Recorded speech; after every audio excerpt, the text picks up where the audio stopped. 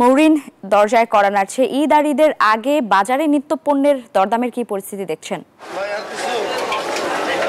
ধন্যবাদ লাইবা। আমি সকাল থেকে রয়েছি কারওয়ান বাজারে এবং যেহেতু আপনি বললেন দরজায় কড়া নাড়ছে, তার মাত্র হাতে গোনা ৩-৪ দিন বাকি এবং সকাল থেকে কিন্তু যারা আসছেন বাজারে তারা কিন্তু নিত্যপণ্য কিনে নিয়ে যাচ্ছেন। আপনাকে যদি একটু নিত্যপণ্যের বাজার বলতে চাই, সেই জায়গা থেকে ঈদের যে আসলে বিশেষ যে পণ্যগুলো শসা, গাজর, টমেটো, যেই সালাদের জন্য আসলে প্রয়োজন হয় ঈদের দিনটা বা ঈদের আগামী ৩-৪ দিন ধরে মানুষ খায়, সেই জায়গা থেকে শসার দাম কিন্তু অনেকটাই বেড়েছে।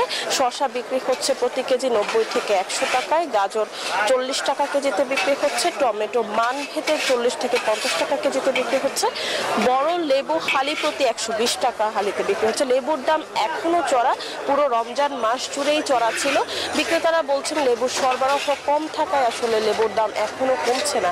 এলাচি লেবু প্রতি হালি বিক্রি হচ্ছে ৬০ থেকে ৭০ টাকা হালিতে, কাঁচামরিচ ৬০ টাকা কেজিতে বিক্রি হচ্ছে, পটল বিক্রি হচ্ছে ৮০ থেকে ১০০ টাকা কেজিতে, করলা বিক্রি হচ্ছে ১০০ থেকে ১২০ টাকা কেজিতে।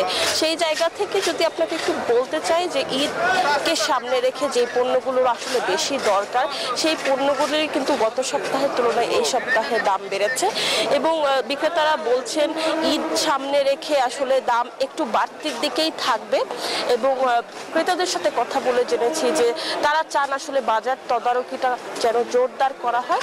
সেই জায়গা থেকে আমরা আসলে এটাই দেখলাম। আজকের রাজধানীর বাজার দর এটাই ছিল। আমরা চলে যাচ্ছি আরেক সহকর্মীর কাছে। এই ঈদে জামা জুতো অ্যাক্সেসরিজের ডিসকাউন্ট